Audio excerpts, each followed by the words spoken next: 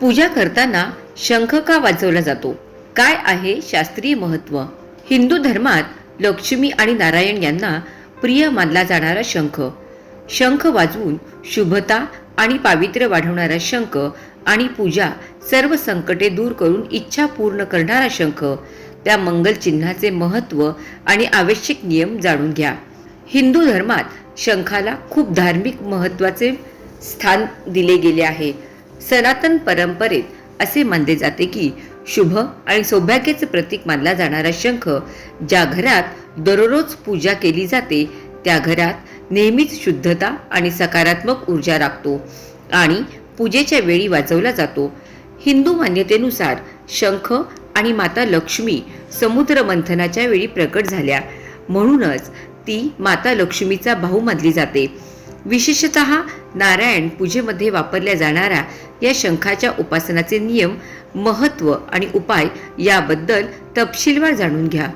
पूजा करताना शंख वाजवण्याची परंपरा हिंदू धर्मात अत्यंत महत्त्वाची मानली जाते. शंखाला पवित्रता, शुभत्व आणि दिव्य ऊर्जा यांचे प्रतीक मानले जाते.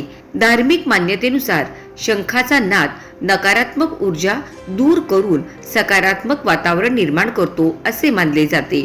असे मानले जाते की शंख ध्वनीमुळे वातावरणातील अशुद्धता कमी होते आणि मन एकाग्र होण्यास मदत होते. यामुळे पूजा सुरू करताना किंवा आरतीच्या वेळी शंख वाजवण्याची प्रथा आहे. शंखाचा आवाज हा ओम या पवित्र ध्वनीसारखा असल्याचेही सांगितले जाते. यामुळे आध्यात्मिक शक्ती जागृत होते. शंखाचे महत्त्व पौराणिक कथांमध्ये आढळते. भगवान विष्णू आपल्या हातात शंख धारण करतात, ज्याला पाचजन्य असे म्हणतात.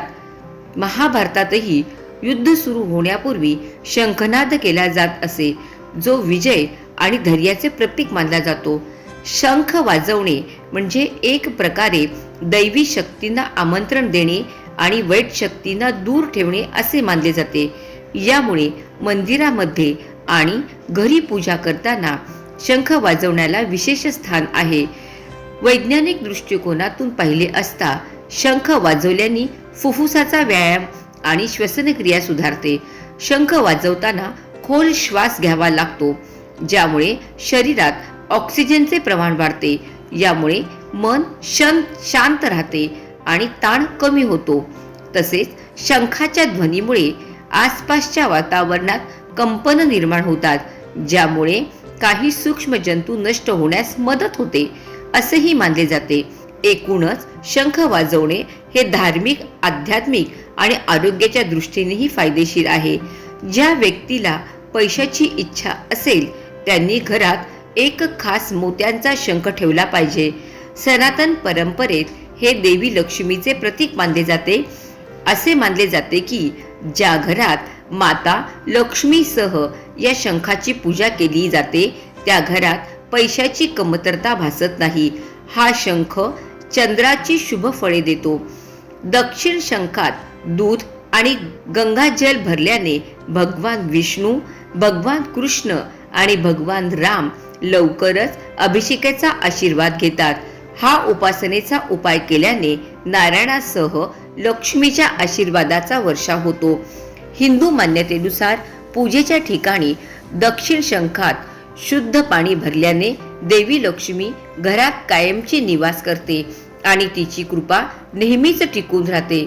घरी शंख कसे आणि कोठे ठेवावेत? हिंदू मान्यतेनुसार शंख नेहमी घरात पूजेच्या वेळी किंवा पवित्र ठिकाणी ठेवला पाहिजे. शंख शिंपले कधीही जमिनीत ठेवू नयेत. ते नेहमी पेडेस्टल किंवा स्टँडवर ठेवा. शंख नेहमी पूजेच्या ठिकाणी किंवा घरात ईशान्य कोपऱ्यात म्हणजेच ईशान्य दिशेला ठेवावा. शंखासंबंधित महत्त्वाचे नियम.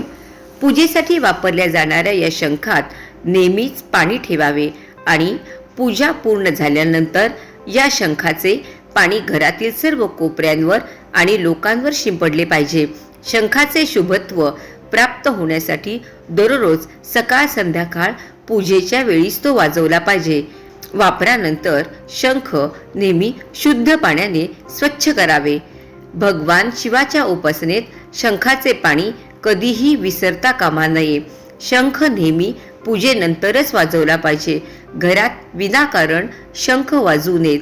शंखाची पूजा करण्याचे आणि शंख वाजवण्याचे फायदे.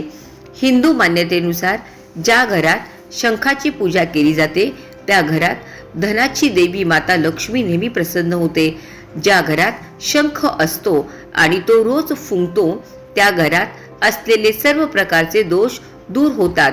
दररोज शंख फुंकल्याने सकारात्मक ऊर्जेचा प्रवाह येतो आणि घरातील वातावरण नेहमीच शुद्ध राहते.